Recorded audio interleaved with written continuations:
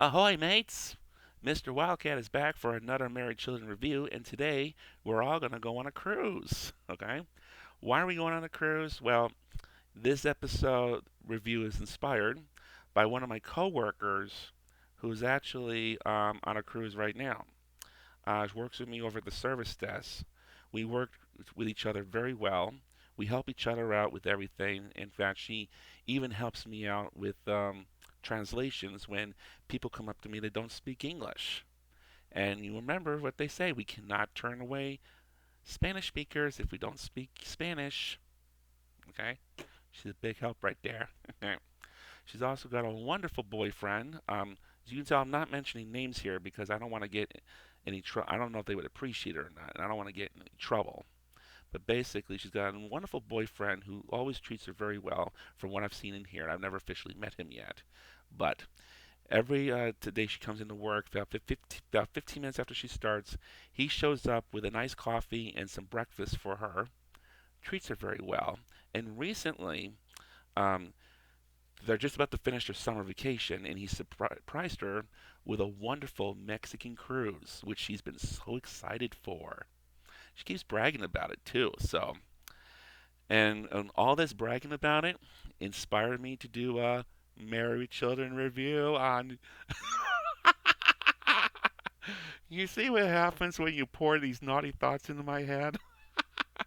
But anyway, hopefully she. I don't know if she'd be seeing this or not, but so we gotta keep our mouth gotta be on our best behavior here. But anyway, today we are reviewing, in case you have not noticed, we are going to be reviewing the two-parter from season 9 titled Ship Happens, SHIP. It is a two-part episode from season 9. Coincidentally, it is the 18th and 19th episodes to come out of the ninth season, and they're also the 201st and 202nd official episodes of Married Children out of 259. So, for those of you keeping track, Part 1 was recorded on February 10th, 1995, original air date February 19th. Part 2 of Ship Happens, recorded on February 17th, original air date February 26th. Okay? And for those of you wondering, why do we call in this Ship Happens? Well, it's the title of the episode is a reference to the idiom shit happens, SHIT, because this happens on a ship. Okay? So the phrase shit happens is a meaning that life is unpredictable and that bad things can occur no matter how hard one tries to avoid them. Okay? Um, that is an understatement compared to what just recently happened in my workplace. I won't go into details about it because I'm afraid I'm going to get into trouble if I do. But I can tell you right now, that coworker who's on our cruise enjoying herself, she's in for a fun story when she comes back. Hey, guess what you missed? Oh my god. Anyway, let's get into the episode, shall we? And what we're going to do is we're going to dig into both parts together. Then we're going to dig into the trivia for both parts individually, okay? So we're going to get to the episode first. There's a lot of trivia to go through this, so I don't want to bore you guys through it. So there might be a little bit of trivia we'll insert back and forth depending on the nature of it, but we're going to try our best to save it all towards the very end. And I also want to add that there's going to be two special celebrities who are going to be making appearances in this episode. All right? One will appear in the first part, the other will appear in the second part. So you're in for a fun treat on that. Okay? So let's get started, shall we? Ship Happens Part 1. So basically, we start off in the Bundy living room where Peggy is sitting there filling out these contests. Apparently, she's been participating in a shitload of magazine contests. All right, where the winner gets a nice prize. All right, and it's and like I know that like Bud and Kel. I don't know about what Bud and Kelly are thinking, but I know Al's thinking like, you really think anybody's gonna win these things? Okay. But anyway, we start off in the Bundy living room with Peggy's doing an essay contest, and she asks Kelly for some help and think of something clever. And of course, Bud has an issue with it. You think the guy, You really, you're asking somebody with an IQ of a mustard to think of something clever. But of course, Bud's wrong on this one because it's in a field that he absolutely has no experience with. Feminine hygiene. Basically, this company is looking for a sidekick for their mascot to be the tampon, and she's asking Bud for some help. Is it That's a pretty big mistake there, Peggy, because Bud doesn't know anything about tampons. Even I don't know anything about tampons. The only thing I know about tampons is that you shut them up a woman's vagina to absorb the blood that's coming out through their period. And I also know that you can't leave it in there for more than 8 hours, or it's going to get, okay, or the woman can get really infected or something. Okay, not my line of field, guys. Okay, and I don't even never even seen a tampon being used, and I don't even want to know. Okay, and now Mr. Wildcat does not have no girlfriend, so at least that saves me from having to buy tampons. So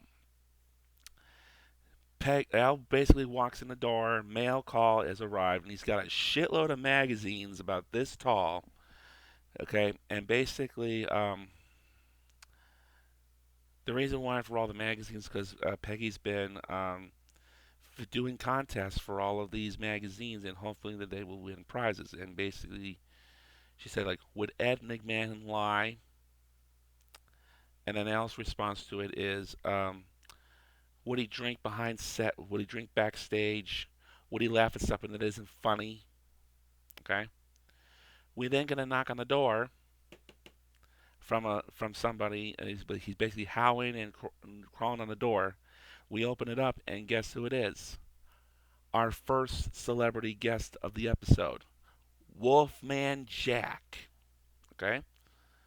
So, Wolfman Jack, let's talk a little bit about him, shall we? Let's see if I can get.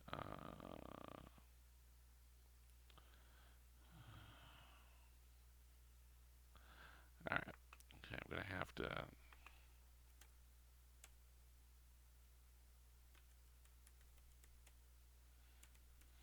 Let's talk about Wolfman later, okay? At least until I get my internet to speed up again. I just got a new box. What am I paying you $75 a month for?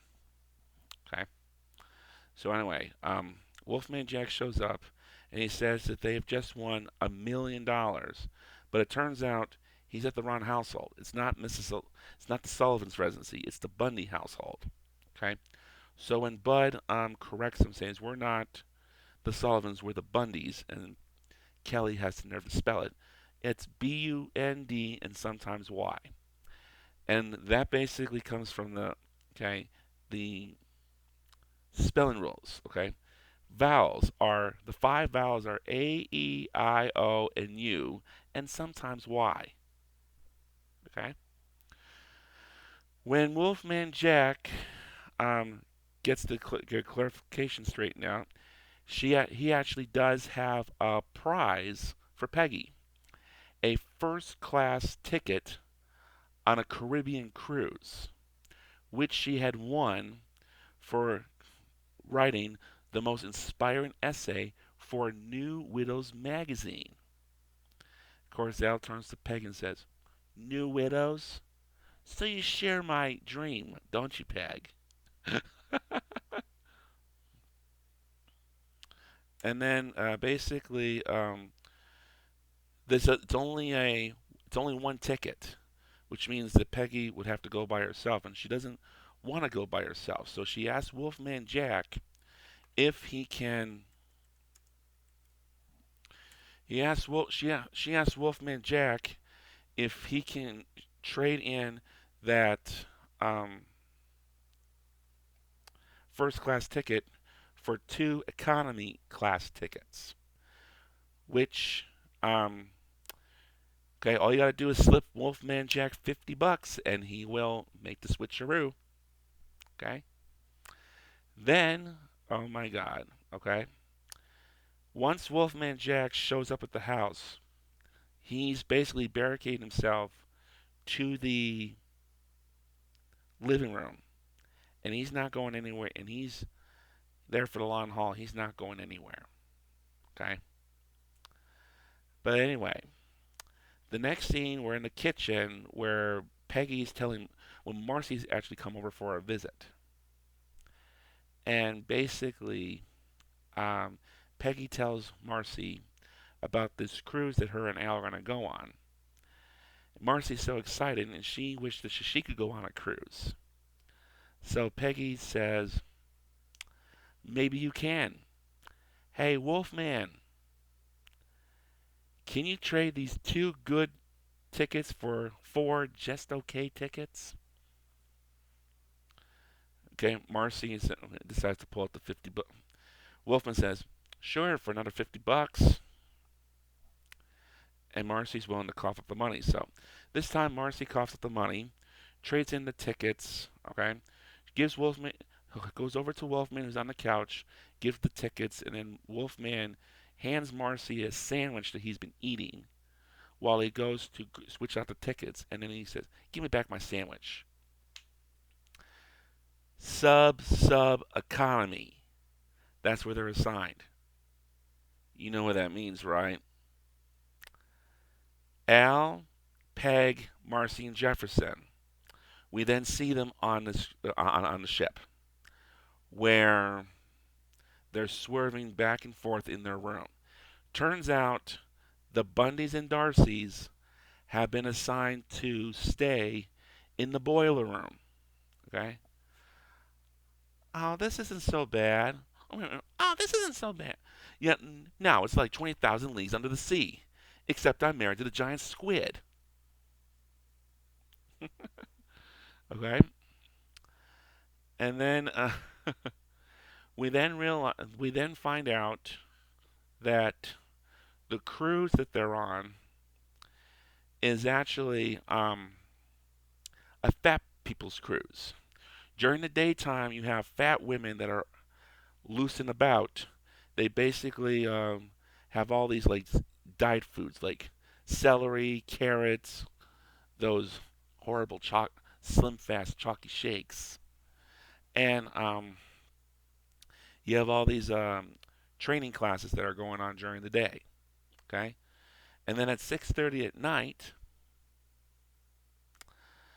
they basically load all the heavy passengers back to their cells, lock the cages, and then they bring out the real stuff. And they have like those that are slim and there to party, all the skinny people, they're all get to come out. They play the samba music. They bring out the real foods and they get the party like it's 1999. Okay. So Marcy and Peggy, they decide to go out to this hairstylist. Okay, let's try to see if I can figure out their name here. The hairstylist does not make a physical appearance on the come on. Sandra Bernhard. Okay, she's a celebrity stylist who is on the cruise to do some crazy makeovers. Okay. Marcy gets a basic makeover, and of course, by the time she's done, she's insanely drunk. And of course, we will get to Peggy in just a moment. But basically, after their encounter, okay, they basically are.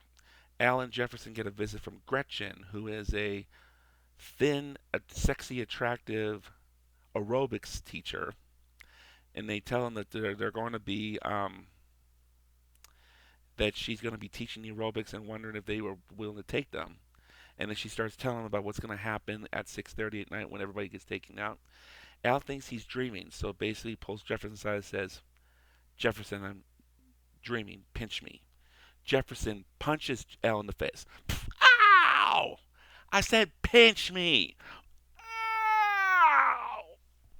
Okay, Gretchen's that they're in disgust, but then they basically, by the time she basically leaves, they're basically Al and Jefferson are excited. We then head back to the Bundy household where Bud and Kelly are sitting there on the couch with Wolfman Jack, and they're basically saying like, "What the hell are you still doing here?" Okay, and he basically starts talking their ass. Wolfman starts talking his mouth off, and to a point where basically like he says like, "I've just." Bud tells Kelly, "Whatever he says, just say yes. Get his guy to shut up." And then Wolfman says, "I've written an autobiography. You want to hear part of it?" "Yeah, yes." All right, then he pops up the book. We then head back to the ship. Marcy shows up drunk as hell and she basically jumps on the Al and gives him a big smooch on the mouth. Okay? "Have you been drinking?" "Not since I've had a drink." "Yeah, you should see Peggy. I don't know why she needs her hair done." But okay. "Her hair is so hideous." "Don't tell Al." Then a thin, sexy guy in a sailor suit. He shows up in a sailor's hat and in swimming trunks. Marcy hops on him and away they go.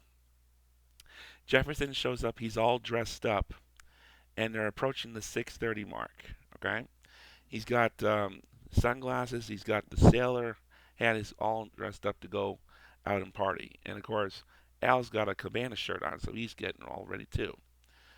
5, 4, 3, 2, 1.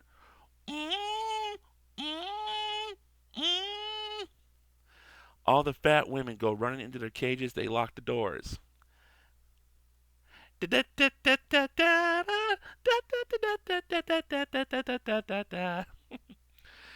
samba music starts, and apparently they start a conga line and they head up to the deck to start partying. They make it outside of the boiler room, which is where they're staying, which is where Al and Peggy are staying. They get 1 foot into the hallway when they are doing a reverse conga line back into the boiler room. You know why? Peggy has shown up, and she has just gotten her hair done. Spikes up here. Sandra did a horrible job with Peggy's hair. And of course, Al is trying to be very careful what he says to her, as well as Jefferson, because they don't want to upset her. "Well, Al, what do you think?" "About what?" "My hair." "Oh, it looks fine, Peg. If your Lyle would love it." "Shut up." "No," he says, "I love it." "It's okay, I guess." "Well, you might want to. It's a little breezy outside. You might want to put on a bag." "No, I'm in a hat. A hat." Jefferson makes an insult. Okay, and he says, "No, no, put on a hat. A hat." "I can't go out in public like this." "Oh yeah, I know you can. Come on, Jefferson, let's go." "You can't go either." "Why? My hair don't look like crap." "Oh, now what, Peg?" "Look, Al, I'm gonna go up and check. If you need anything, call me." "I need you. I need." Jefferson basically escapes the madness that he has caused, and now Al is being forced around Peggy to hold her and to consolidate her for looking like a fucking idiot, while Al is looking out the window at the party that he's missing. We see limbos, we see Ryan, the sailors around, and then of course we see these two women in bikinis that are dancing right outside the Bundy's window.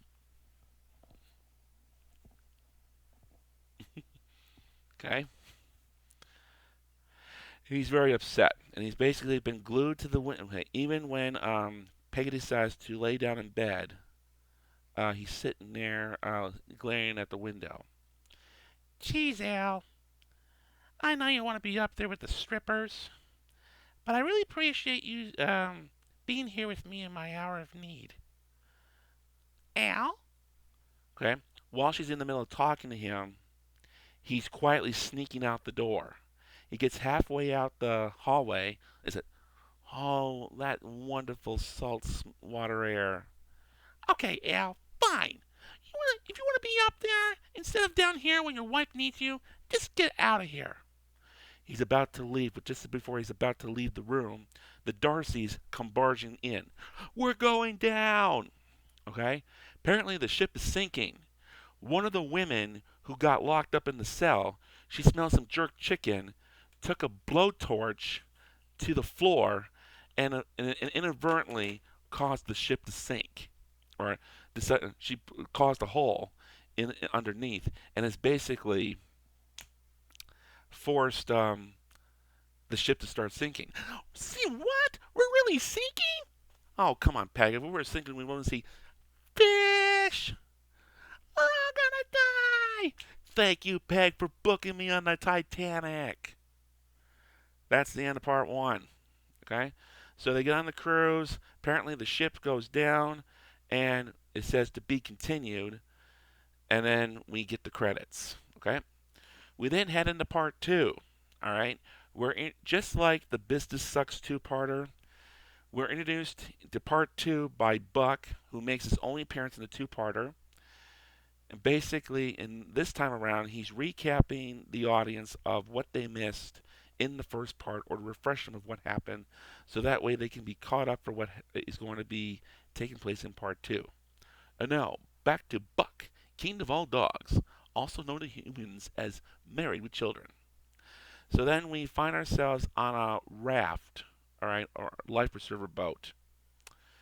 You have Al, Peggy, Marcy, Jefferson. We have this fat woman named Joy. She's the one who's apparently responsible for causing the ship to sink. And then we have some other person who's hiding in there. And I'll give you a hint. It's celebrity guest number 2. We'll get to that in just a moment. Okay? Maybe, have I thanked you, Peg, for inviting me on this cruise? No, as a matter of fact, you haven't. Well, maybe a stake through the heart would seal the deal. Okay? And Jefferson and Marcy are sitting there telling Al, look, Al, we're in the middle of nowhere. This is not the time to be blickering with each other. Okay? We're in the middle of nowhere. It's the perfectly time to be blickering with each other. Okay? Come on, Al, it's a perfectly calm sea. Not the sea, Peg. Al's basically sitting there, like, getting belly think. And then basically, Jefferson's saying, let's relax and enjoy ourselves. We're on vacation. Well, then we know who's going to eat. Well, now we know who we're going to eat first. And then Joy, dips on the thighs. Marcy then looks over and yells at Joy. Look, you cookie out of a woman. If you hadn't knocked through 12 inches of metal to inhale some jerk chicken, none of us would be here. So if anybody's going to eat on my husband's dead thighs, it's going to be me. Oh, I'm getting sick out here, Peg. Oh, Al, it's a perfectly calm sea. I'm not talking about the sea. It's Gilbert Gottfried. Yep. Celebrity guest number 2 is Gilbert Gottfried, who is supposed to be the ship's entertainment for the cruise. He apparently made his way onto the lifeboat. So I'm on a cruise. My agent said, okay, you don't have to follow Sinbad. You don't have to follow Carrot Top. And you get to eat with the captain. Am I eating with the captain? Am I even on a cruise anymore? Somebody shoot me! And then Jefferson, he's the only one who finds Gilbert funny. I think it's funny. Get my spare gun. Oh, I think he's funny, Al. Make it 2 spare guns. So then Al decides who's going to be the captain of the boat. Who knows the most about the sea? Gilbert answers, David. David Hasselhoff. Okay, Gilbert's disqualified. And then Marcy makes a little bit of an unnecessary comment. What's the whole point? We're going to sit out here until the seagulls pluck our eyes. Thank you, Kathleen Lee Gifford. And then Peggy has her say. Al doesn't know much about the sea. So, excuse me, Loch Ness hairdo. I know 2 things about the sea. Number 1, when you flush, it ends up here. And of course, at this point, Jefferson is sitting there washing his face and trying to have a drink of water, which at that point he spits it out. Poof! While Marcy is all grossed out. And 2, I've seen all 3,000 episodes of Gilligan's Island. How do you find the time? I don't have sex with you.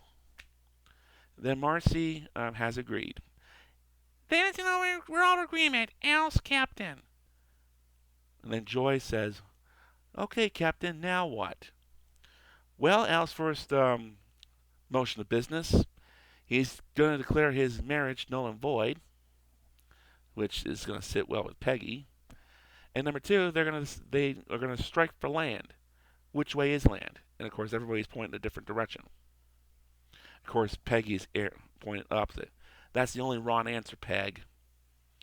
Oh, then we're on our way. Okay? And then, of course, in all the blickering, Gilbert decides to do a little bit of comic work in order to lighten the moment. Okay? Right before we went down, I took serving trays as props. Yeah, much like taking food. Joy says, Why couldn't Gallagher been the entertainer? At least we would have had watermelon. yeah, like we would have gotten any. Anyway, Mickey Mouse on acid. Somebody help me! I'm having a bad trip!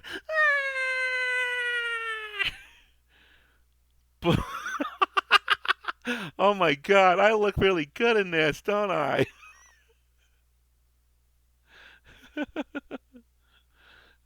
Somebody help me! I'm having a bad trip! Yeah, of course, I'm going to take this down before those fucking Jews at Disney sue me for copyright infringement. A midget putting a dime in a payphone. Clark Gable. Vincent Van Gogh. Ironside. And of course, in all this, Jefferson's laughing while Al, he's got a noose that he's tying around his neck, and he's asking Peg to give it a tug. Can't take it anymore. All right.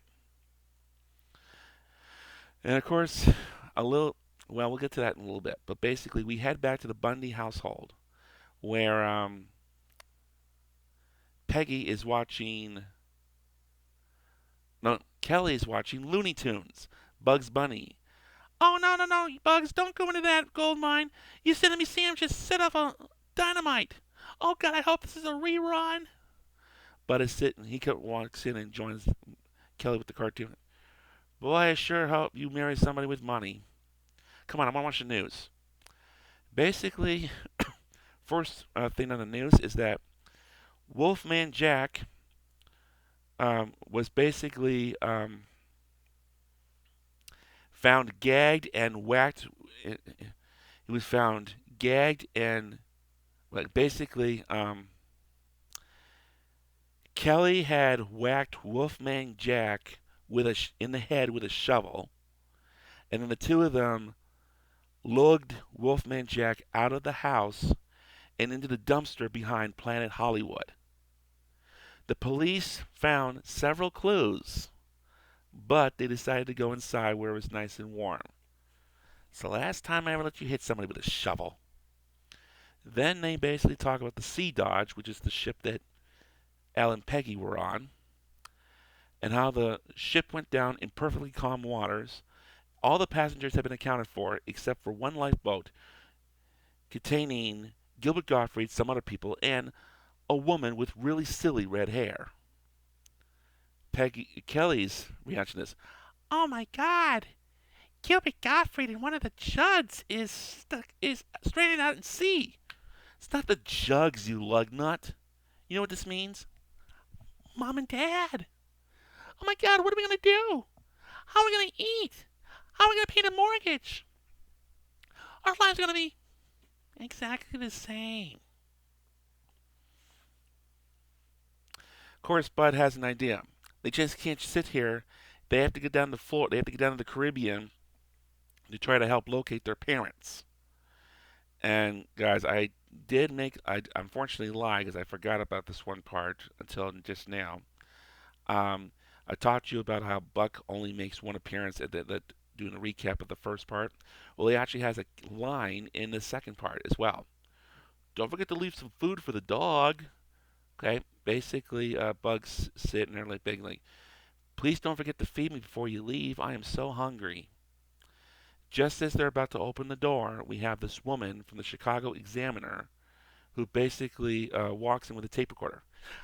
I'm from the Chicago Examiner. Are you the guys whose parents are lost at sea with the comedian and the voice of Iago the parrot, Gilbert Gottfried? Yes. Show's on! She basically barges the entire paparazzi team into the house with her. What's going on? You are. We are here to produce exclusive live coverage of the loss of the loss of Gilbert Gottfried and your parents. But they can still be alive. Yeah, and Hop is eating at Denny's. Or in my turn, like, or if somebody tells me something impossible, I like to say, yeah, and I can see Russia from my house. Bud says, look, you guys just can't barge in here and invade our privacy. Kelly, get these people out of here. We'll pay you $1 million for your exclusive story. Kelly, get these people a Snapple. So they all set up camp in the Bundy household. Okay. Well, we go to commercial break, and when we come back, we're back at the sea. We're back on the sea in the lifeboat. Al and Jefferson are standing up, peeing into the sea, while the others are looking the other way. Okay. By this point, it's been about 24 hours since the ship has sunk, and they're starting to get hungry. And, of course, Gilbert Gottfried says, Well, just don't ask me to entertain anybody anymore. You bent my props. As you can understand, so as far as I'm concerned, you can all die a humorless death. oh, look what you done, Al. You just upset the entertainer. Good, maybe he'll walk. But then, of course, Peggy pops up a flare gun. Is it? What about that? No, Peg. That's a flare gun. We only use it to let people know that we're to alert the people, alert the rescuers that we're here. But I don't want them to see my hair. She takes the gun and she throws it behind, and it winds up sinking into the bottom of the sea. Now I know how John the Klypto only has men on his boats. That's not why. Indy claimed that the Klypto has been fondling young boys, like some celebrities that we will get to in a moment. But anyway, Joy, notice, has an idea. Hey, I know what we can do. Why don't we kill a fish? With what? We have no rod, we have no hooks, we have no bait. And of course, everybody looks at Gilbert. And then Gilbert's going, Okay, we have no rod and hooks. But hey, look, we have an oar, and there's a bunch of different fishies swimming around. All we do is hit one, dinner served. Without cooking it? Like mother. Cooking them only makes them smaller. Yeah, of course it gets you sick. Okay?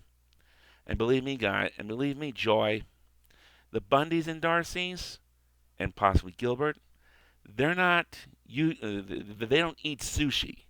So they're not in the mood of eating raw fish. Okay? So,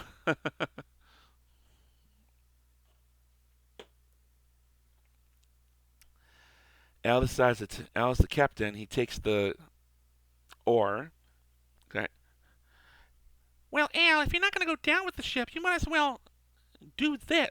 All right, all right. It's always Al, I'm hungry. Al, I'm horny. Why can't for once be Al? It's Cindy Crawford. I'm hungry and horny.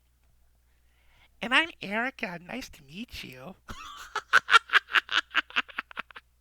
Yeah, okay. They have another coworker. Okay, who basically I tell her like I'm hungry, and she said her response is, And I'm Erica. Nice to meet you. she always knows how to make me laugh. Okay, gets the oar up. What are you waiting for? A red one. Gotcha. Hey, where did he go? Marcy says. Where all dead fish go. Gilbert says. To the Red Lobster? No, Nimrod, to the bottom. Hey, Al. Wait, Jefferson says. Hey, Al. I remember the one thing about the sea.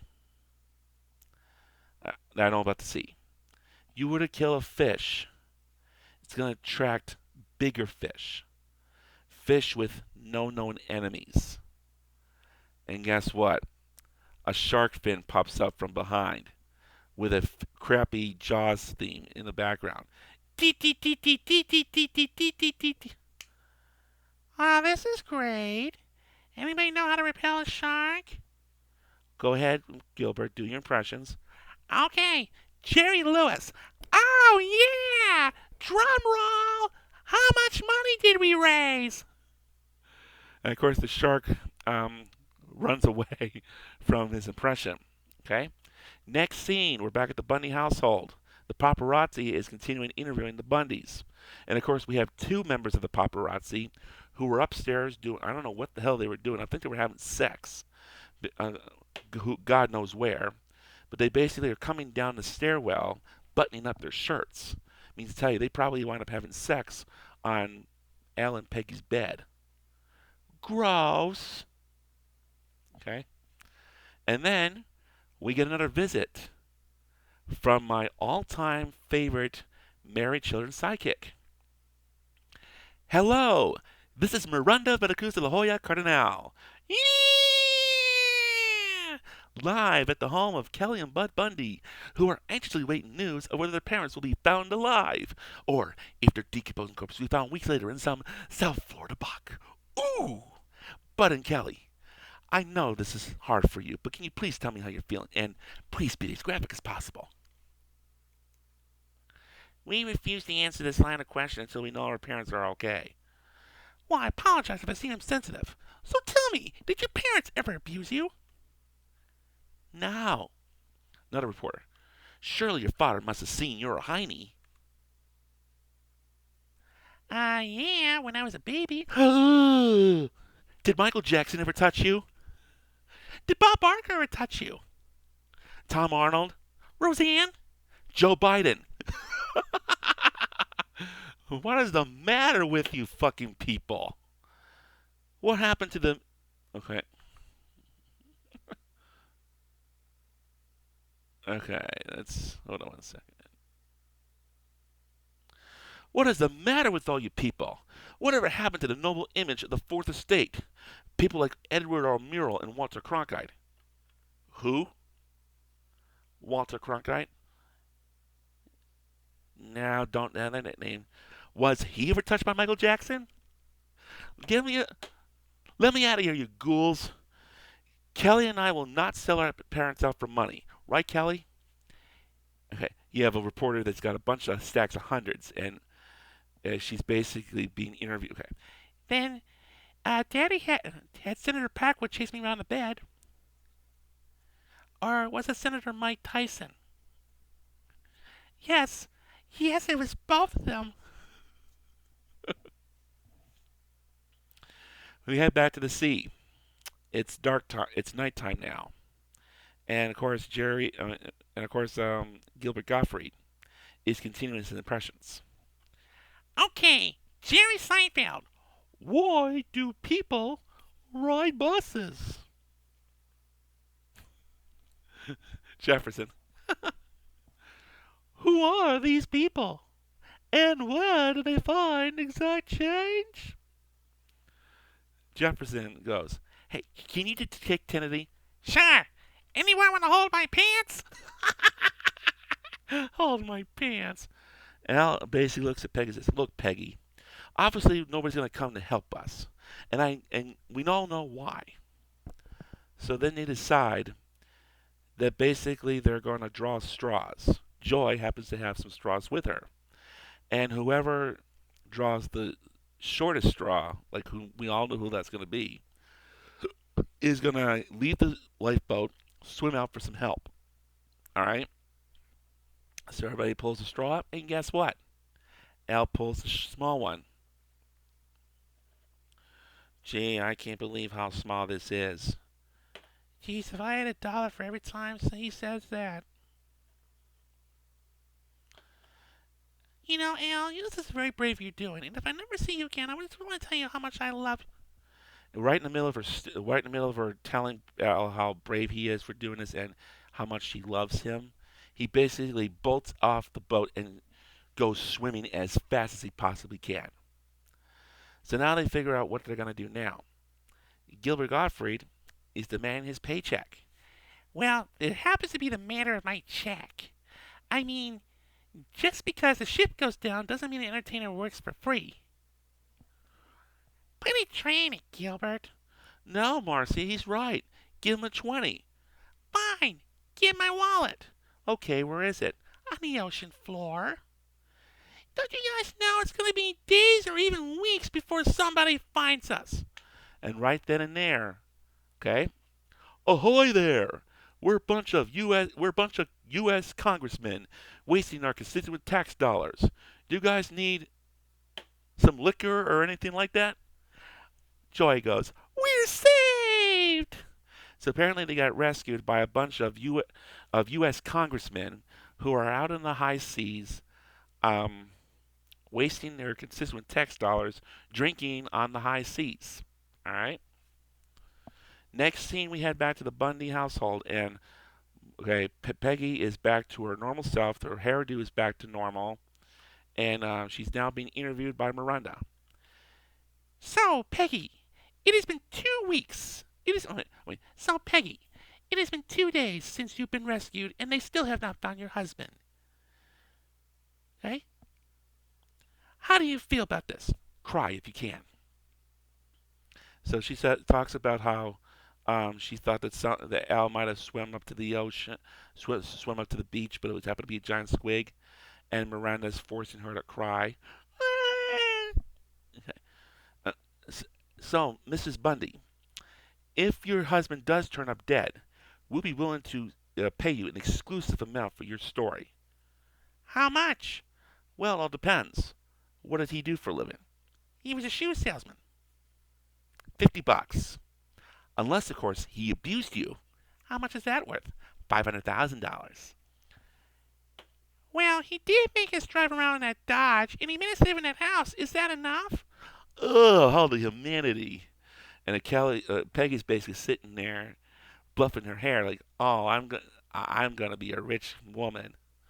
And at that point, Al walks into the household with his cabana shirt cut up to like the sleeves are all ripped off, and the rest of it's still intact. And of course, Kelly and Bud, so excited to see Al, they basically run up and say, "Daddy!" Peggy, on the other hand, not so excited because she just because she's about to lose a whole bunch of money. Oh, Al. Then, Alvin Bundy, Al's identical twin. How much for you to come by on such a sad occasion? How much, Peg? Enough for you to walk out the door and never come back. $5? Nice try, Mrs. Bundy. And Mr. Bundy. Who's rooting through rope is trash? So apparently the paparazzi, they can see right through this charade. They know it's the real Al Bundy, and everything's all worthless. So they all decide to leave the house and go head over to Oprah to raid through her trash and see what they can get for ratings. And the only one who stays behind is Miranda. Well, perhaps some people who are glued too closely to their TV screen might find your rescue story interesting. And Al starts talking about how he was being surrounded by a bunch of sharks and he basically got rescued by a dolphin. And swimming to safety, dolphin and man working together in one. And did he abuse you? No, he saved my life. Oh, turn the camera off. Bud asks where they're going. Where are you going? It's sweeps, guys. Unless that dolphin was Michael Jackson's love child, we got nothing. Peggy, I want to thank you for that rescue effort after you got saved. Oh, Al, I'm sorry, but you were out. But I was outnumbered 5 to nothing. I mean 4 to 1. Peggy, I'm going to say this one time because I'm tired and I think I have a clam in my shorts. Don't flatter yourself. No more magazine contests. As I said before, nothing good ever comes out of them. Ding ding. The doorbell rings. Okay? Gilbert Gottfried shows up with a check with Peggy's name on it for $1 million. Congratulations! I'm Gilbert Gottfried, and you just won 1 mil. You just won one. Al slams the door. He looks over at Peggy and says, Peggy, what the hell did you do now?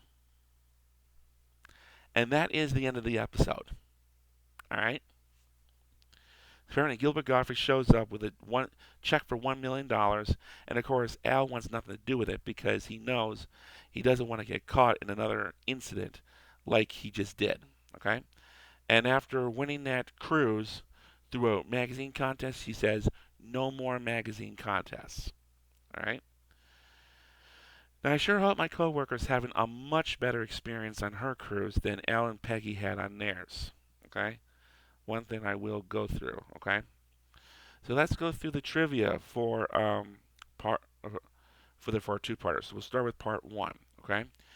This is the last acting role for Wolfman Jack. He wound up passing away about 5 months after this episode aired. So Wolfman Jack, he no, that's not entirely true because he actually died July 1st, 1995. So he was born January 21st, 1938, died July 1st, 1995, at the age of 57.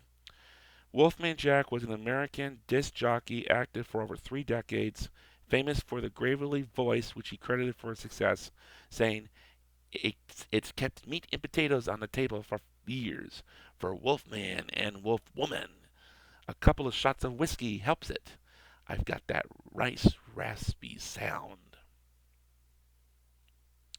Okay, so let's talk about. Let's see. There is a. All right. I gotta tell you about this because my father he brags about this all the time. So he was living in Arizona during the 60s, 61 to 67 to be exact.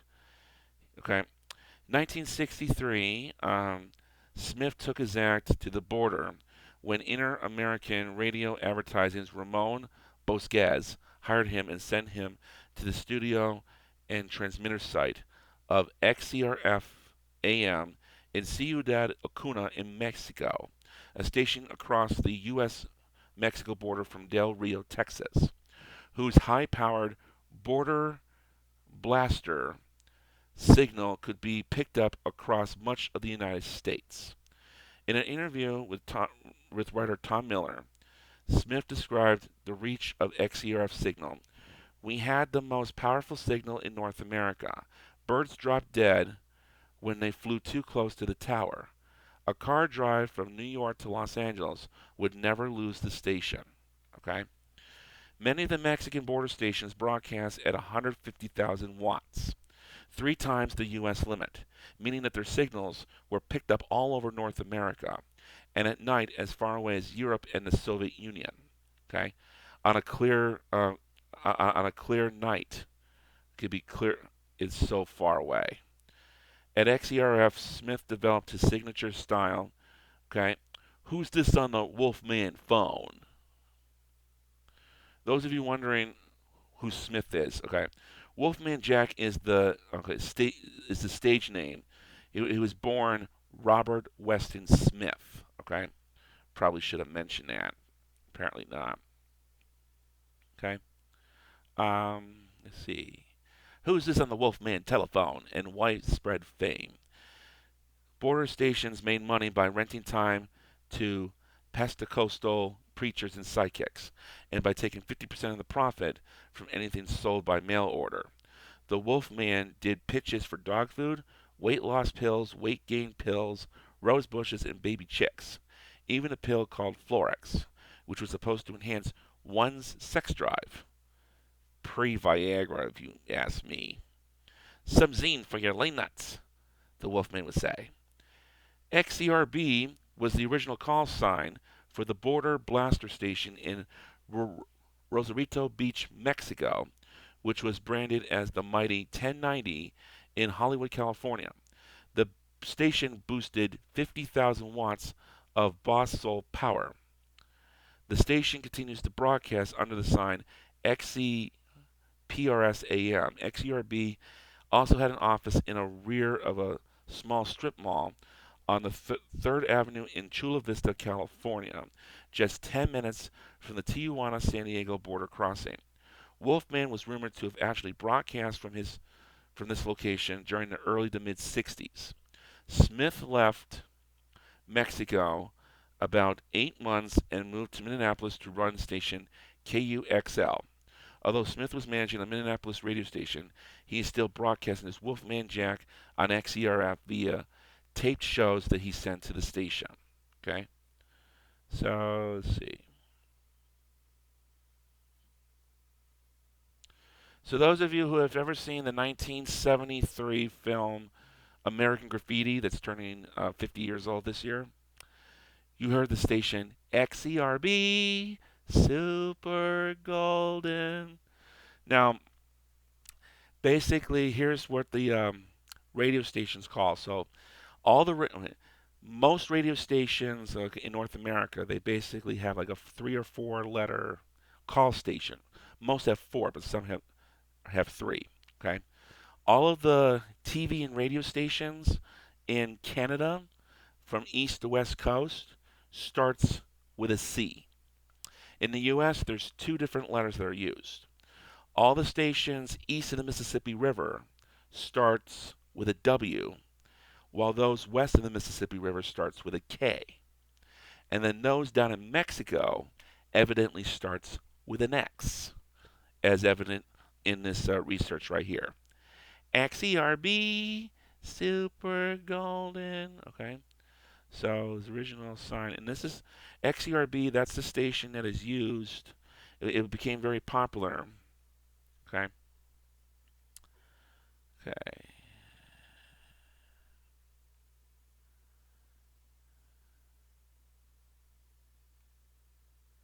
To 150,000. Okay.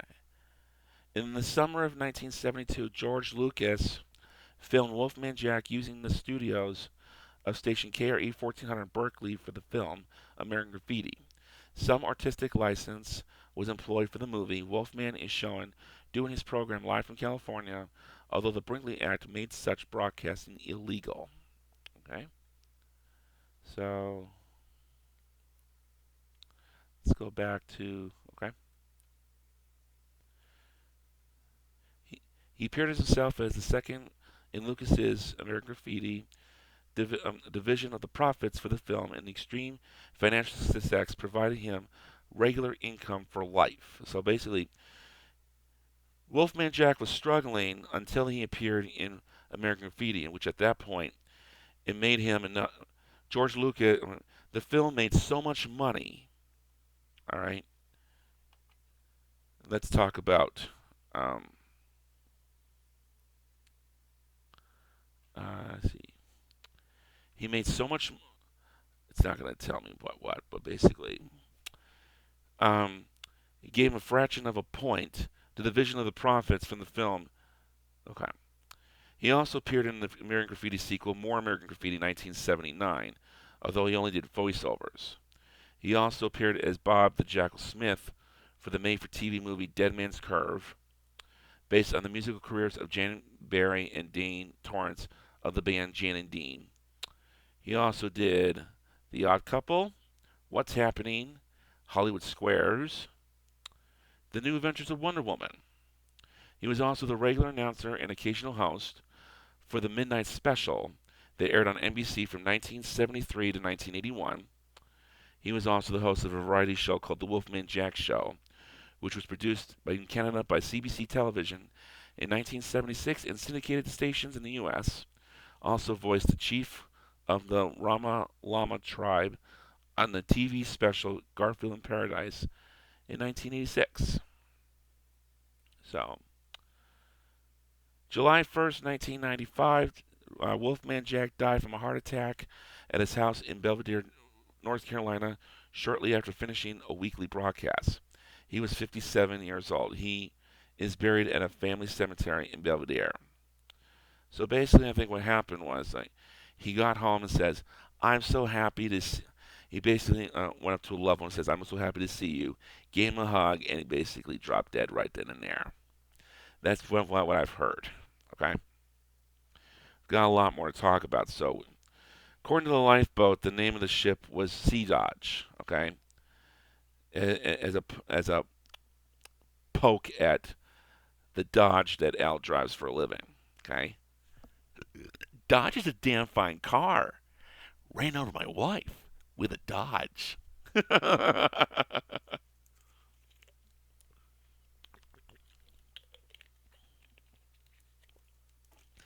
I like to see YouTube take me down for that one. After Peggy asks, would Ed McMahon lie?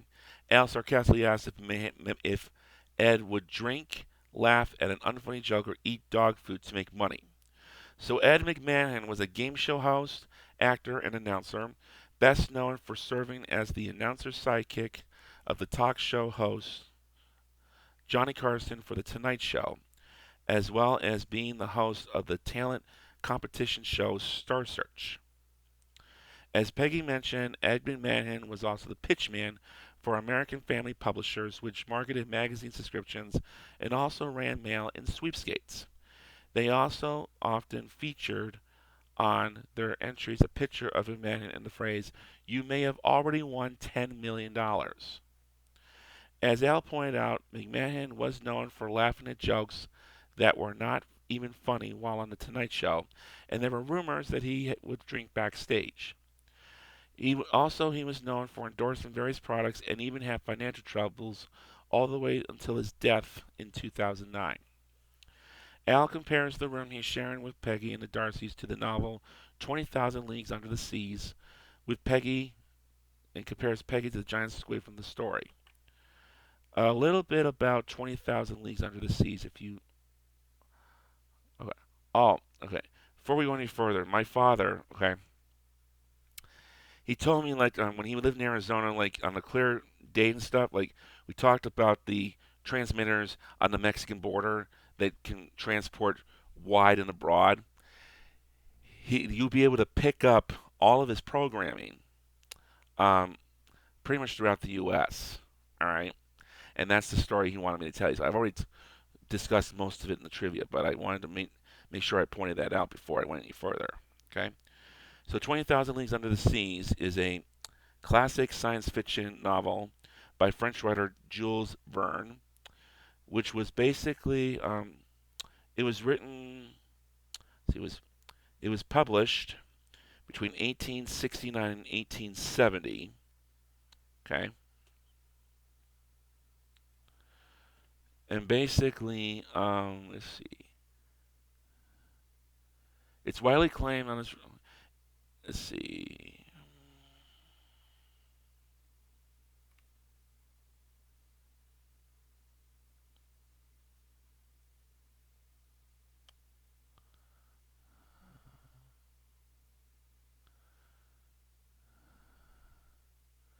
It accurately describes many features of today's submarines, which in the 1860s was comparatively primitive vessels. Verne's also produced Around the World in 80 Days and Journey to the Center of the Earth. Okay, so basically, ships of various nationalities sight a mysterious sea monster, which is later suggested might be a gigantic narwhal. U.S. government assembles an expedition to New York City to find and destroy the monster.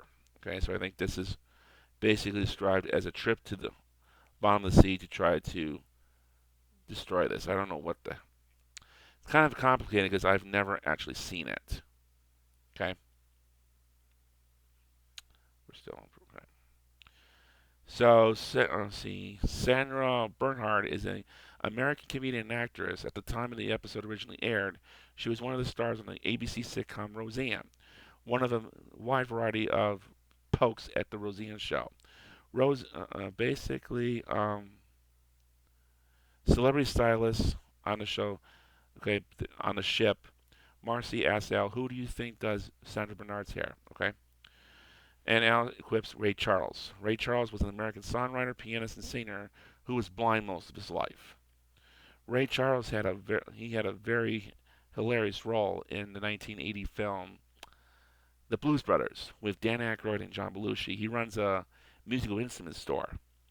This guy's supposed to be blind, but he recognizes, but he knows when a young black kid is trying to steal a guitar from the shelf. Now get the fuck out of here before I call your parents.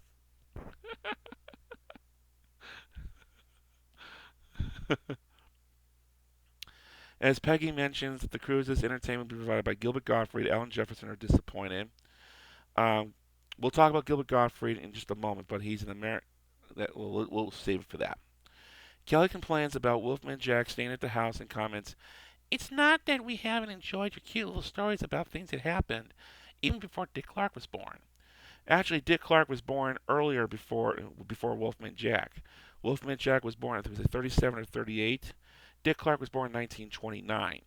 Dick Clark actually lived until 2012, but he suffered a stroke in late 2004, which prevented him from hosting his New Year's Rockin' Eve in 2004. And he would, after his stroke, he would only make a brief.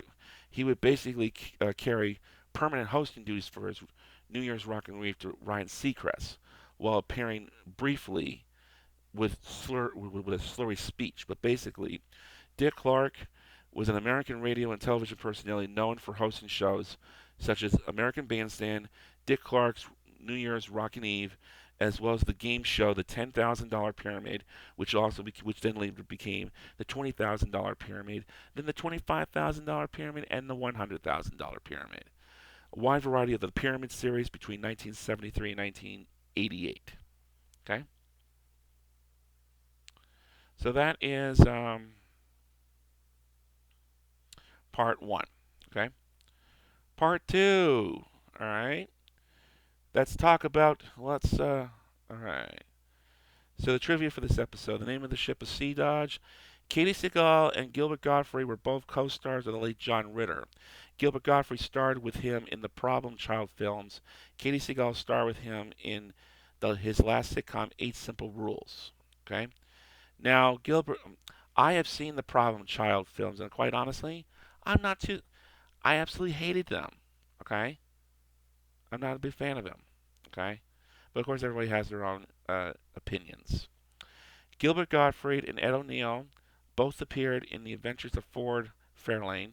Do not ask me what that is because I've never heard of it until now. Melissa Chan, who plays the Asian female reporter, she would appear again in the infamous season 10 episode Enemies. No, no, no! says the Married Children podcast team. Sorry, guys. You may hate enemies, but it's an integral part of married children. I can hear you guys now. No! Oh no, he said enemies! No! No! No!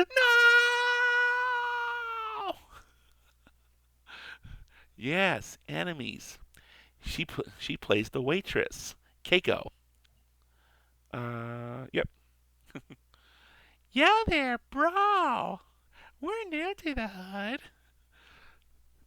Okay, you better you better stop talking about that episode before I blow your brains out. Okay, podcast, as your wish. Okay. Here's a fun, interesting fact. So, we all know that Gilbert Gottfried died last year. Okay. Local TV scheduled this episode to run on April 13th, 2022 at midnight Eastern Time, which happened to be one day after Gilbert Gottfried had died. This episode had previously been planned to air at this time, even long before his death was announced, and the timing of several hours after the announcement was purely coincidental. Okay, so let's talk about Gilbert Gottfried, shall we?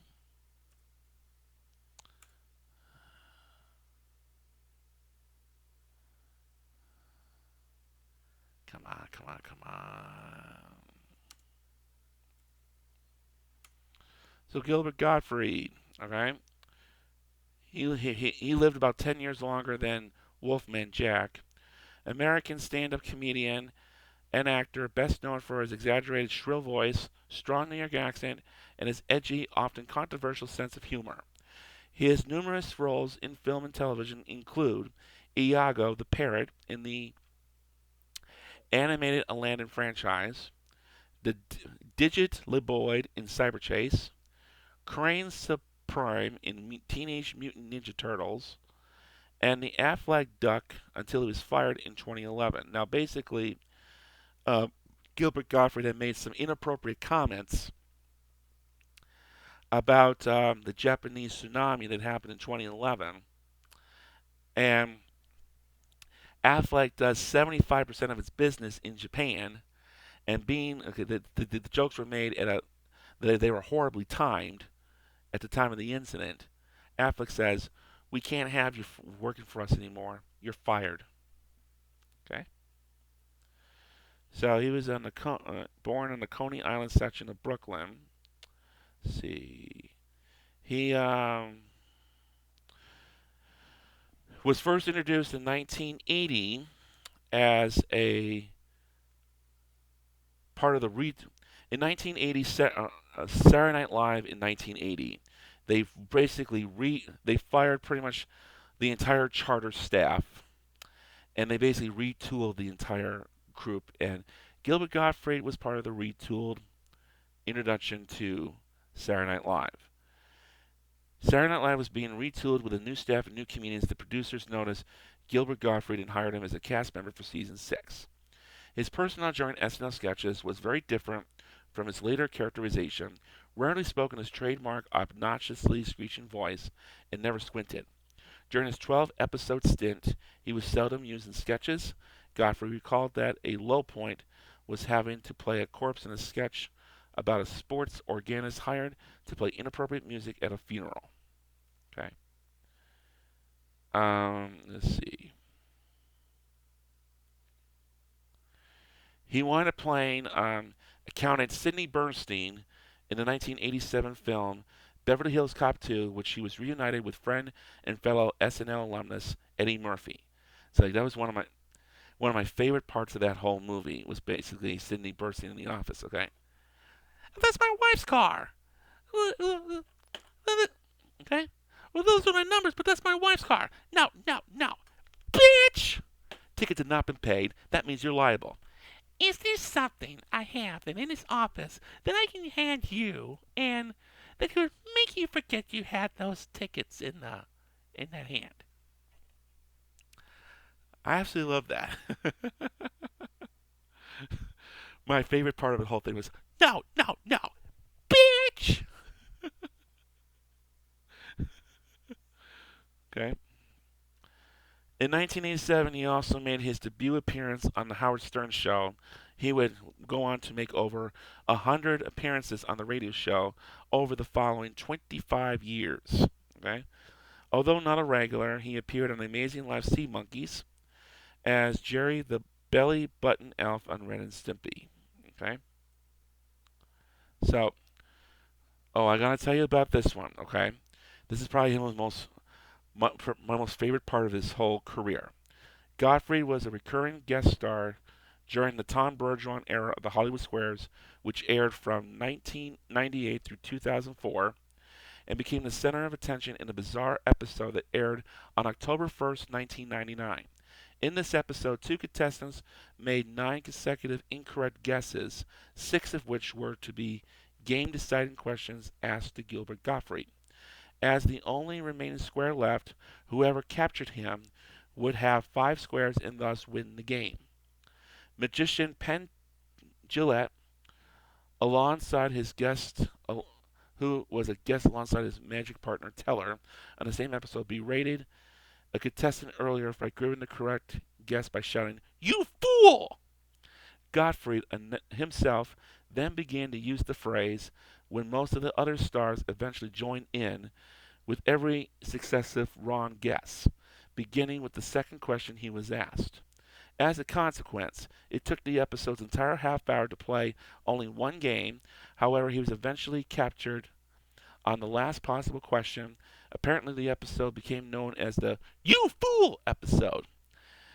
Gottfried was temporarily fired from Hollywood Squares after this incident, only to return a month later. Okay, I will attach a copy of this scenario, like this "You Fool" incident. I'm gonna find a good segment of this and attach it to the description of this video, so you can enjoy it too. You fool! So hilarious. Okay, you love Gilbert Gottfried, you gotta listen to that. Okay. During his rant about listening, let's see. When Al asks who knows most about the sea, Gilbert Gottfried says David Hasselhoff. He's an American actor and singer, a reference to David Hasselhoff's role in the show Baywatch, where he played a lifeguard. And let's take a look real quick. All right. I think okay. There's probably okay. Ger- Something about David Hasselhoff in Germany. Was this okay? Let's see.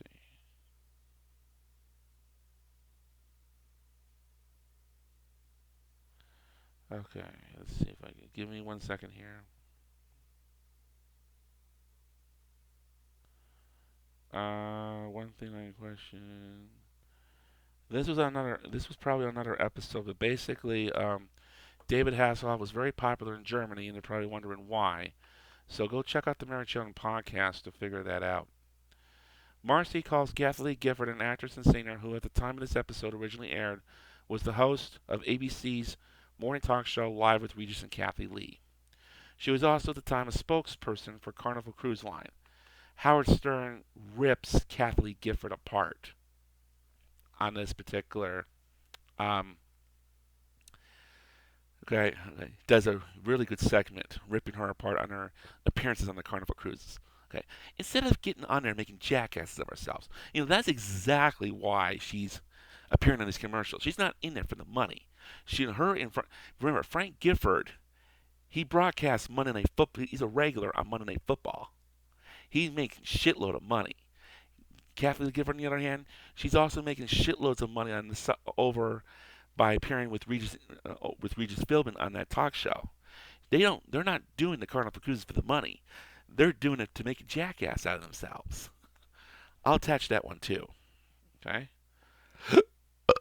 Oh, and speaking of Kathleen Gifford, there's this guy, Captain Janks, one of the most famous pranksters out there. Basically, he's very famous for calling into these news stations and public access stations and stuff, like mainly like CNN, Fox News, these famous programs and stuff.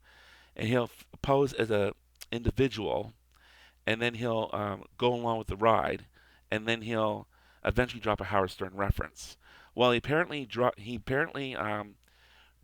in one time on a Jerry Lewis MDA telethon, um, posing as Kathleen Gifford. Oh, yeah. We're fortunate Cody and Cassidy are healthy, and I like to make a confession if I might. I would love to make hot mucky love to Howard Stern.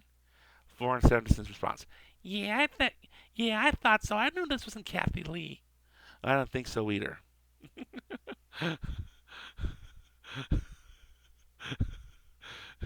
And that was on a local feed, so that never actually made it out to the national feed. That was extremely hilarious, regardless. Okay.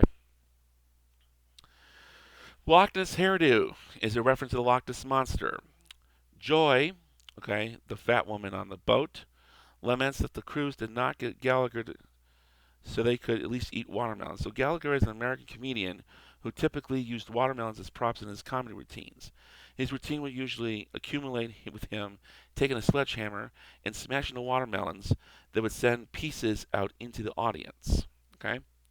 So, during his act, Gilbert Gottfried makes several references to famous actors and comedians. Okay? We have Mickey Mouse. Mickey Mouse on acid. Ah, somebody help me.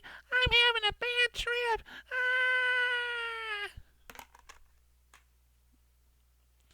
Clark Gable. He's mostly famous. He's basically mocking his large ears, which I didn't know anything about. He's famous for his Academy Award winning role in the 1934 film It Happened One Night.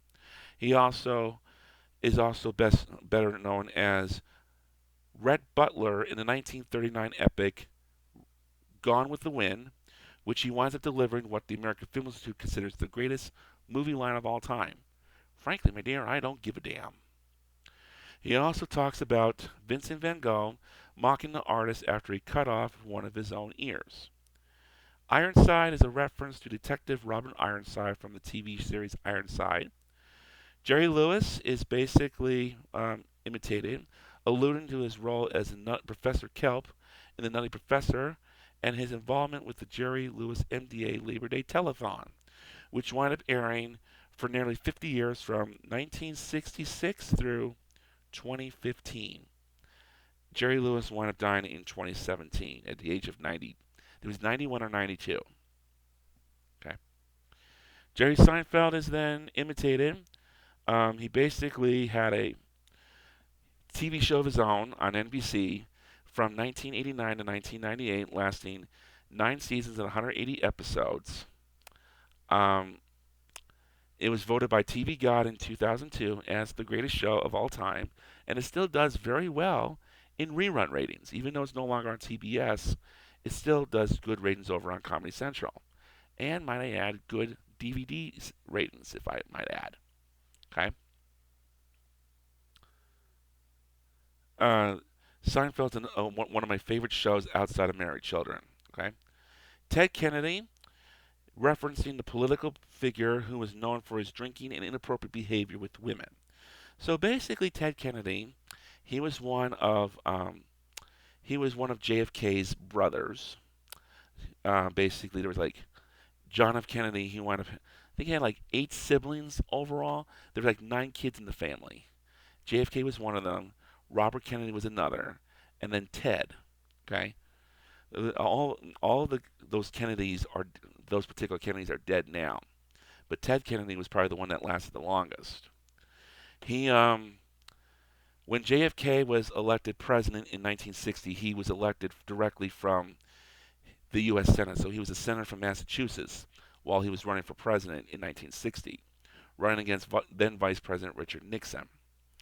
When JFK won the presidency, they held a special election in 1962 to fulfill the remainder of JFK's term in the Senate that he would have filled had he not won the presidency. And his brother Ted wound up winning that seat, and he wound up holding that. He was first elected to a full 6-year term in 1964, and he held on to his seat in the U.S. Senate until 2009, when he wound up passing away. Okay, and by the time he had passed away, he was the second longest serving member of the U.S. Senate, right behind Senator Byrd from West Virginia. And what's even amazing to me, how a, how a state like West Virginia could elect a member of the Ku Klux Klan to represent him in the Senate, especially for 60 years. Give me a break. That's a conversation for another day. Okay, we're not here to talk about politics. Kelly's showing watching the cartoon featuring Bugs Bunny and Yosemite Sam. On the news, it is mentioned that Wolfman Jack was left in a dumpster tied up and bound at Planet Hollywood. So basically, it's a chain of themed restaurants that was originally backed by several well-known celebrities in the early 90s. Opened up in 1991. The Chicago location opened in 93 but closed in 99. And as of 2019, only 7 locations remain, with 3 of them in the United States. And I hear that there's going to be a Planet Hollywood opening up in Times Square later this year. So be on the lookout for that. When Kelly tries to tell the reporters that their parents might still be alive, the female reporter scoffs and yells, Yeah, and half is eating at Denny's. So Denny's is a reference to the family. Let's talk about Denny's, shall we? For those of you who are not familiar with it. So it's a popular full-service pancake house slash coffee shop slash fast casual family restaurant chain that has numerous locations across the United States as well as El Salvador, Canada, Qatar, and Japan. It is known for its never closing. Denny's is always open; they never close, and they're also mostly famous for offering a variety of affordable comfort meals, such as the Denny's Grand Slam. Okay, this is 1, 2, 3, 4, at least 8 different. There's at least 8 different references to Denny's throughout the Married Children run, and I believe this is second to the last. The last one would be in Turning Japanese, which we would be getting, which we'll be reviewing down the road. So be on the lookout for that. Okay. Jimmy Hoffa was an American labor union leader who mysteriously disappeared in 1975. Nobody seems to know what the hell happened to him or where his body's located, even though it was rumored for many, many years that Jimmy Hoffa was buried underneath in the bottom of Giant Stadium in the Meadowlands of New Jersey. However, once the original Giant Stadium got demolished in 2010, they gave it a nice dig, and they didn't find no Jimmy Hoffa's body or his remains down there. Okay, so of course that rumor has been disclaimed. As Al is getting ready to fish, she complains, "Why can't it be once, Al, wake up at Cindy Crawford? I'm hungry and horny." It is a reference to the supermodel Cindy Crawford. The reporters asked Kelly and Bud if they'd been touched by several celebrities. Michael Jackson, who was a pop singer at the time, dealing with allegations of child sexual abuse. I think they wind up settling for. I might have to. Oh, Jesus, I might have to cough up. I might have to briefly talk about this one. Okay, sorry guys. Especially for our younger viewers I was too young to understand this. So basically, 1993, Evan Chandler, a dentist and screenwriter based in Los Angeles, accused the American singer Michael Jackson of sexually abusing Chandler's 13-year-old son, Jordan. Jackson had befriended Jordan after renting the vehicle from Jordan's stepfather. Though Evan Chandler initially encouraged the friendship, he later confronted his ex-wife, who had custody of Jordan, with suspicions that the relationship was inappropriate. Okay, so apparently, they winded up. It wound up getting settled. Okay, something like that. They wound up reaching a financial settlement in early '94. While in September, the investigation was closed after the Chandlers declined to cooperate, leaving the case without its main witness. The allegations in the '93 trial affected Jackson's public image and commercial standing. Several of his endorsement deals got canceled, including his decade-long endorsement by Pepsi. Further allegations of abuse by Jackson led to the People versus Jackson trial in 2005, in which Jackson was found not guilty on all charges. In November 2009, 5 months after Jackson's death, Evan Chandler died by suicide following several years of depression and estrangement from his family. Okay? Maybe next time you'll know better than to fuck around with a famous music star. Huh, Chandler?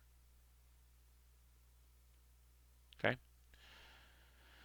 Then there was Bob Barker, okay, a game show host. He was mostly famous for hosting The Price is Right from 1972 until his retirement in 2007. And from the mid 90s, from the early 90s through the mid 2000s, he had been sued many times by former co-workers, by former staff members, and Barker's Beauties alone. The first known lawsuit was by Diane Parkinson, who was a Barker's Beauty from 1975 through 1993. She was brought in to be an additional Barker's Beauty when the show expanded from 30 minutes to an hour. Barker and Parkinson wound up having an inappropriate relationship with each other in the early 1990s, which unfortunately did not end well. And in 1993, Diane decided to leave the show, and after her departure, she sued Barker for sexual harassment, and unfortunately, that particular lawsuit got dropped because she was advised to drop the lawsuit because the lawsuit was damaging her health pretty bad. Okay, we never heard from Parkinson afterwards. Okay, so I don't, but she's still alive from what I heard. So Bob Barker, he's 99 years old right now. He's scheduled to be 100 years old this December. So be on the lookout. Hopefully he'll actually turn that age and not be like Betty White or Larry Storch, who came just shy of that 100th anniversary mark. So you also have Holly Hallstrom.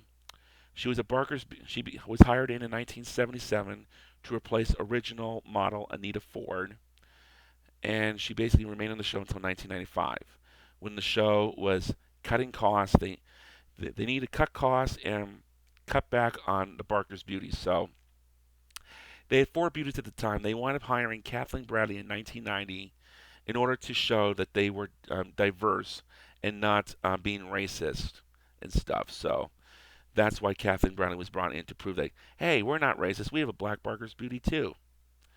And by the mid 90s, they were having to cut costs, and by doing that, they decided to cut back on a Barker's beauty, and the infamous choice was Holly Hallstrom. And they offered her a retirement package, and basically there was some discussions about weight issues and stuff. So Holly thought that she was being targeted because of her weight, and she wound up suing Barker and the show for sexual harassment and wrongful termination as a result. And she basically wound up having to pay her attorneys. Um, she wound up having to pay her attorney fees by selling her house and living out of her car for a while the trial was still active. And about 10 years later, they wound up settling out of court for undisclosed amount, giving Holly a somewhat victory in that case. Okay, 2000, you have Kathleen Bradley and Janice Pennington. Janice Pennington was the longest running model on the show, serving on the show since the show's beginning in 1972. A few other producers were also just fired as well. Okay, word was out that there was one rumor says that these guys were fired because they were too old and they were trying to bring in young blood for the show. While another rumor has it that these guys were being summoned to testify on Holly Hallstrom's behalf against Bob Barker in Holly Hallstrom's lawsuit. And Bob Barker had them all fired in retaliation for for those summoned testimonies. All right. So yeah, Tom Arnold and Roseanne, they were an actor comedian who had they recently married to each other, who had just been divorced. Okay, and Roseanne had her own TV show. There was also one, George Plimpton, okay, a journalist who incidentally was the host of the Mary Children special, The Best of Bundy, which would air around the same time in season 9. Okay, we're almost done, guys. After being asked about being touched by celebrities, Bud complains to the reporters, Whatever happened to the notable image of the Fourth Estate? People like Edward L. Murrow and Walter Cronkite. Fourth Estate is a term used to refer to journalists and influential power that they have, but believing that it is their duty to act as a watchdog to the government and keep the people informed without censorship of important events. In this case, Bud seems to be pointing out that they lack integrity and are just there to find some sleazy news. Okay? Edward Murrow was an American broadcast journalist and war correspondent praised for his honesty. Okay? Talk a little bit about Edward Murrow here. Born 1908, died 1965. He died just 2 days after his 57th birthday. He worked over at CBS, okay, and he gained, let's see, pioneer of radio and television broadcasting. He produced a series of reports on his television program See It Now, which helped lead to the censure of Senator Joseph McCarthy. He also, let's see, did a bunch of coverage during World War II as well. He is an alumni of Washington State University, if it makes a deal as well. So Edward L. Murrow, and then we also have Walter Cronkite, an American broadcast journalist who served as anchorman for the CBS Evening News from 1962 to 1981, who is often cited as the most trusted man in America. Okay. One interesting fact about Walter Cronkite. Okay. When he, talk about, after his probably one of his most famous news broadcasts was the breaking news of John F. Kennedy's assassination in 1963. Okay? So basically, I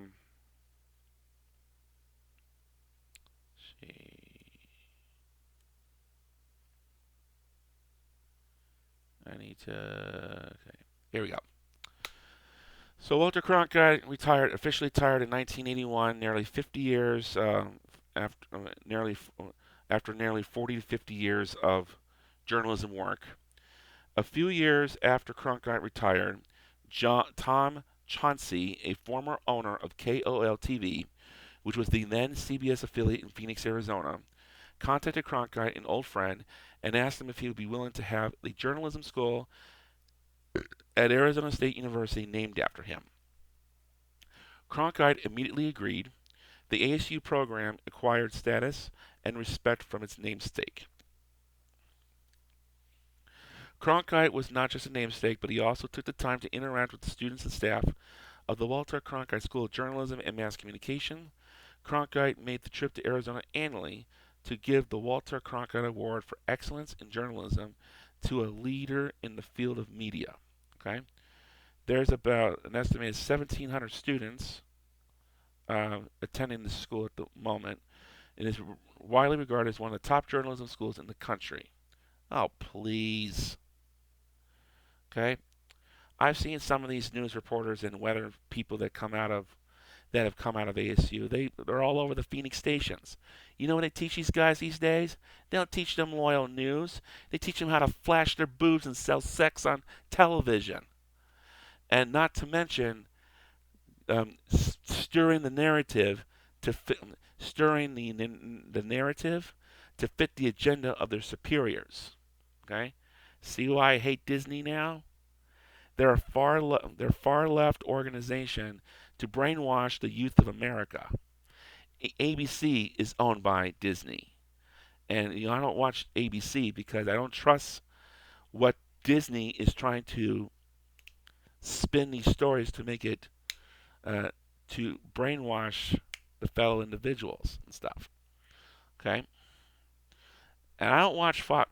I do not watch Fox News either. Okay, if I wanted to watch that shit, I'd still be home with my parents. Ugh. But one thing I will tell you about the ASU Journalism School, Hugh Downs. Okay, he's mostly famous for the game show Concentration, which aired on NBC from 19. He hosted the game show on NBC from 1958 to 1969 before taking a hosting gig on the Today Show, which he spent a few years in the early 70s hosting the Today Show. Then he jumped over to Good Morning America on ABC, and they eventually landed on this TV show called 2020, which he co-hosted with Barbara Walters from 1978 until his retirement in 1999. After his retirement in '99, Hugh Downs moved to Arizona, where he set up residency in Paradise Valley, a luxurious suburb to the east of downtown Phoenix and south of Scottsdale, and in close proximity to Tempe and Arizona State University. Hugh Downs is known to have made numerous guest lectures at the ASU Journalism School. So I will give him credit for that. Okay, I just don't not too. I'm just disgusted with the fact that Arizona State, out of all schools, would name a journalism school after Walter Cronkite. All right, ASU. Okay, where quantity is more important than quality. Okay, and it's even more disgusting how. Okay, so basically, two more references we have to make, then we'll be done. But before I do, it's very disgusting how all these journalists, okay, all these journalists, like, these are Editor Muro and Walter Cronkite. These are journalists that these guys should have learned about in journalism school. Okay, and yet they don't know who these guys are, but they know all about Michael Jackson and were you abused by Michael? Okay, it's sleazy news as far as I'm concerned. While the journalist bribed Kelly, she tells him that Al had Senator Packwood and Senator Mike Tyson chase him or her around the bed. Bob Packwood is a former U.S. Senator who in 1995 resigned his seat following allegations of sexual misconduct. I talk more about Bob Packwood during my guest host appearance on the Marriage Children podcast episode, Bud Hits the Books. So go check that out. Okay? I'm not going to discuss more about that right now. Mike Tyson is a former professional boxer who was accused of rape in 1991 and sentenced to 6 years in prison but released in March of 1995. He is mostly famous, all right, in 1997, all right, Mike Tyson winded up chewing off the ear of one of his competitors. And from the last time I checked, received a lifetime ban from boxing as a direct result. Literally chewed off one of the, he was boxing some opponent. I forget who it was. I'd have to check that real quick. So bear with me, guys. Let's see. Let's see, 1997. What the hell's going on here?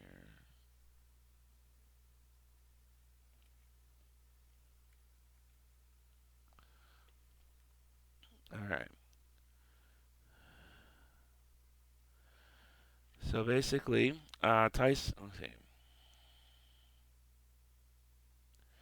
1997, he was fighting. He was boxing Evander Holyfield where he wound up losing to Holyfield in the 11th round stoppage in 1996. Their rematch in 97 ended with Tyson being disqualified for biting Holyfield's ear, one bite notoriously being strong enough to remove a portion of his right ear.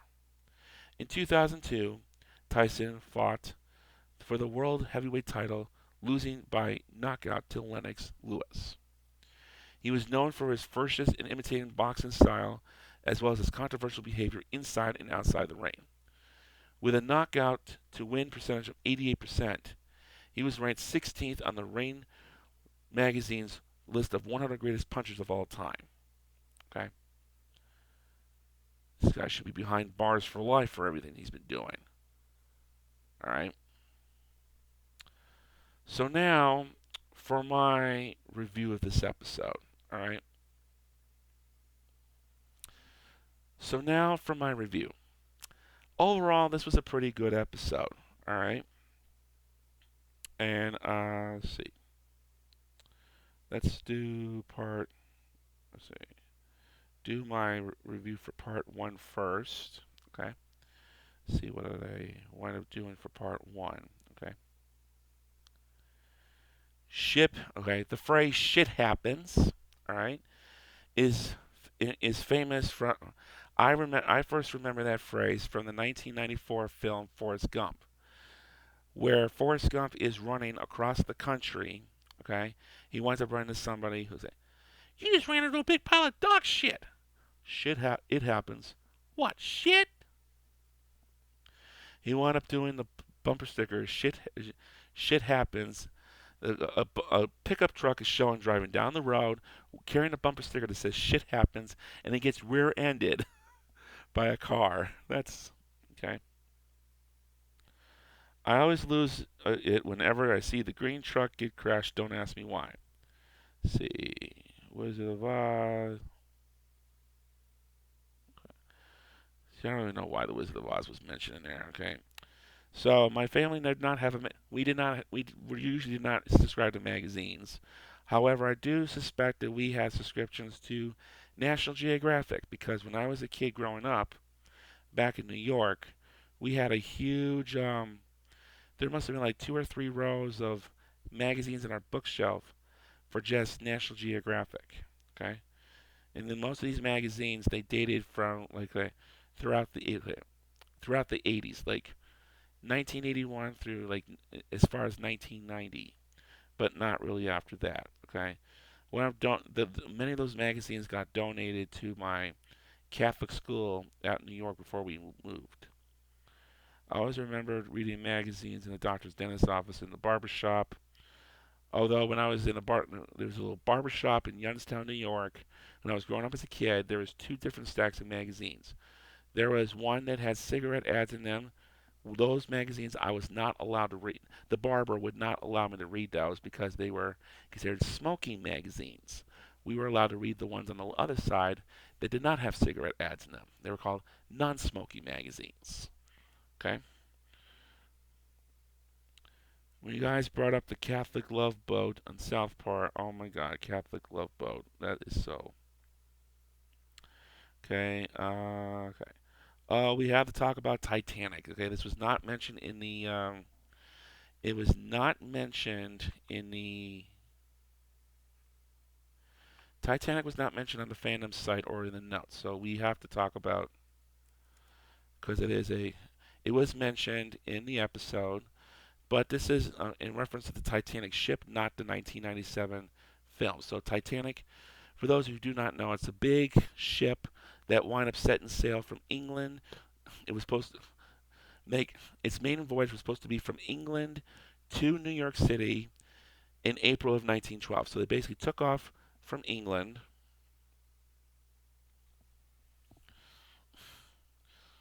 Okay.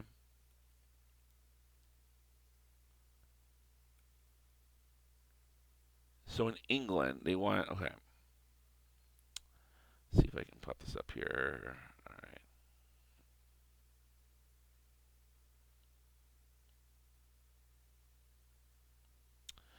right. Okay, so it's okay. So let's talk about the Titanic, the actual ship and stuff. So a British passenger liner. It sets. It was. Let's see.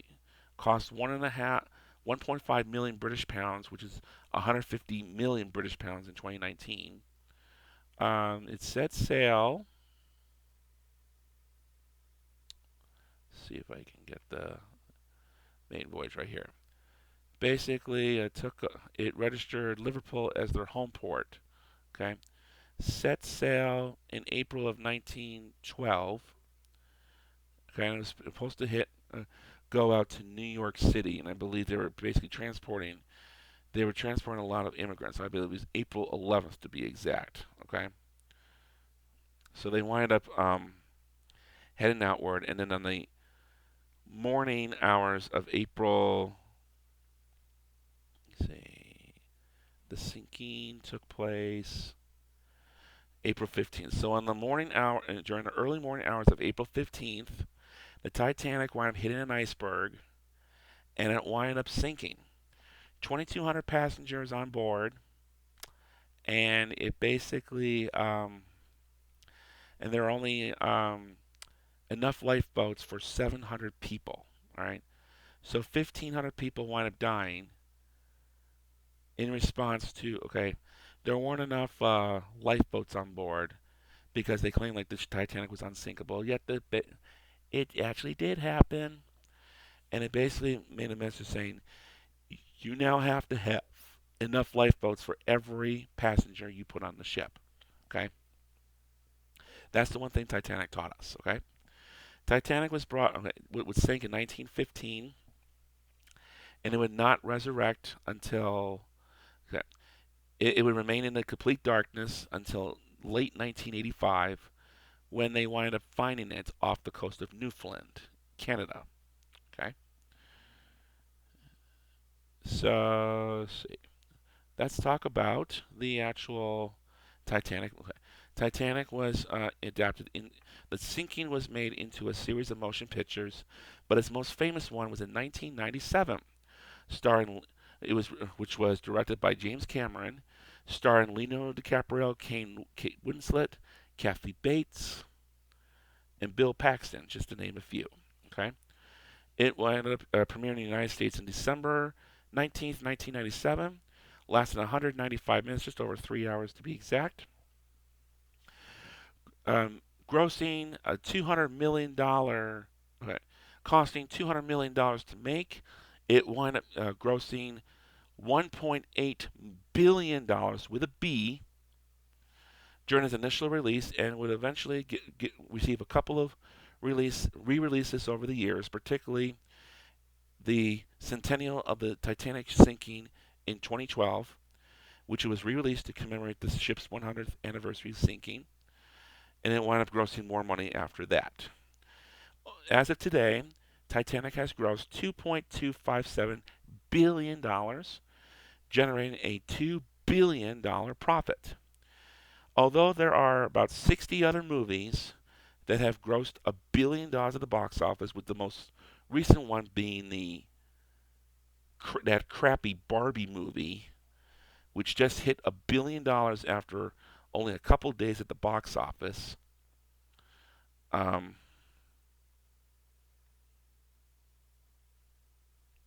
Titanic will always go down in the books as being the only. Okay, it will go down in the books as the first movie to ever hit that $1 billion mark. Okay, and I believe. Okay, I don't think that Titanic did hold the record for the longest time as the highest grossing film of all time. However, Avatar has since beaten it, and I'm not sure if it is. Let's see, highest grossing films of all time. So let's take a look. When you okay, when you not adjusted for inflation, so Titanic is currently the fourth highest grossing film of all time at 2.257 billion.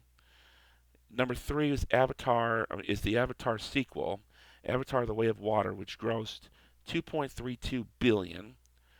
Number two is Avengers Endgame, which made 2.797 billion. And of course, the original Avatar is just under $3 billion. Okay, at 2.923. Okay.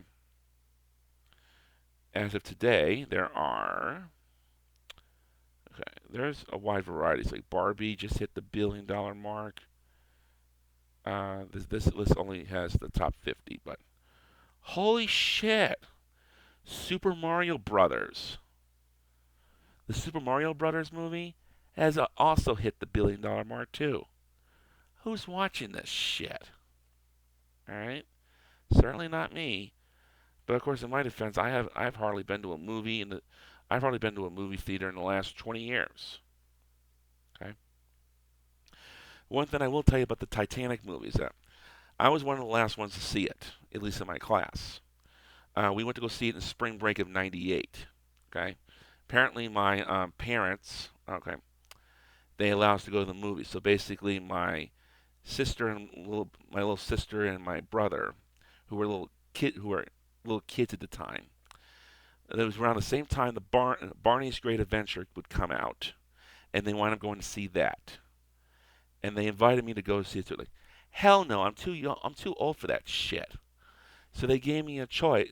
So in order to, my mother's the kind of person who likes to be fair. Okay, since you didn't have a chance to, since you didn't go see the Barney movie, we want to give you an opportunity to go see a movie of your choice. What would you like to see?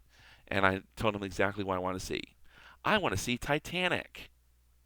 See, after all, everybody in my class had seen it, and probably the most famous thing to come out of that is the Celine Dion song "My Heart Will Go On." Although that song, I do have to admit, has numerous times on the radio, plus 2 or 3 consecutive years at school talent shows in elementary school, made it boring as hell. Okay, so my favorite scene out of part one is when when Peggy comes in with a hideous hairdo, and Al screams, "Why my hair don't look like crap?" Okay, so part two. All right, let's see what else we have here. This is one of those episodes where I actually like the second part better than the first. Okay, so that I actually first watched the two, because in my defense, I watched this. The second part is more familiar. I actually watched the whole second part versus just the later part. The first part of the first episode, I had not watched for many years, so I was completely lost on what was going on. But I basically, okay.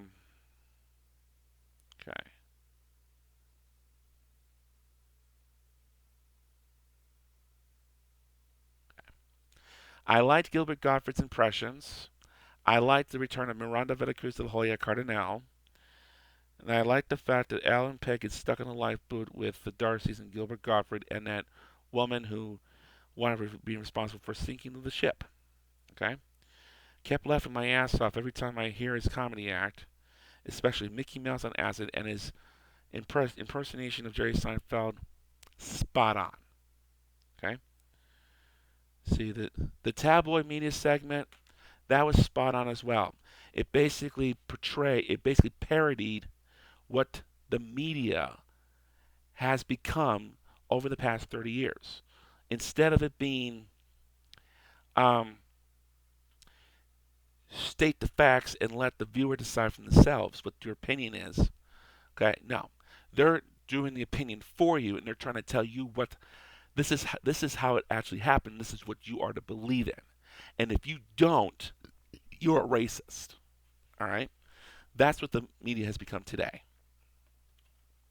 Father always telling me media has never got this bad until Clinton took office, and after he took office, then everything started going downhill.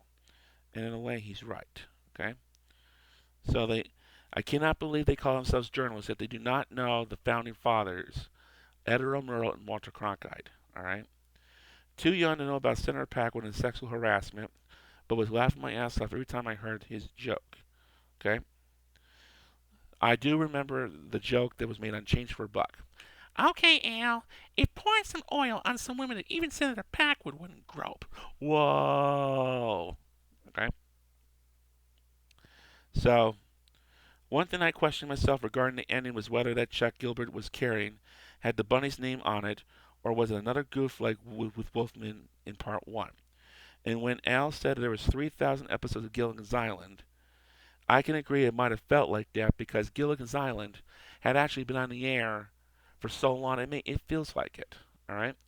So here is my ratings for Ship Happens parts 1 and 2. Okay. Part 1 gets a 4 out of 5. All right. Second one it really wants me to get a 5 out of 5, but there are some things in this episode that could have been better. I can't give it the perfect 5 because okay. There's more questions than answers on some of this content. So I'm sorry the Mary Children podcast did not like the episode, but I was a big fan of it.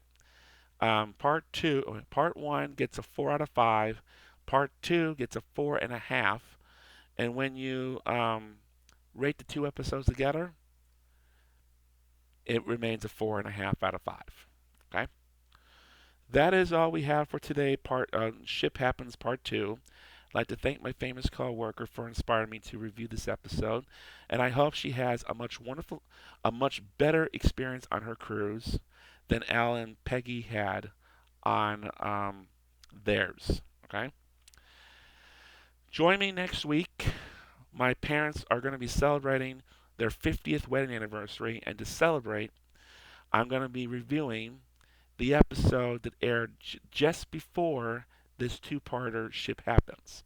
It's called 25 Years in What Do You Get? And it's about the Al and Peggy, celebrating their 25th wedding anniversary. You will not want to miss this.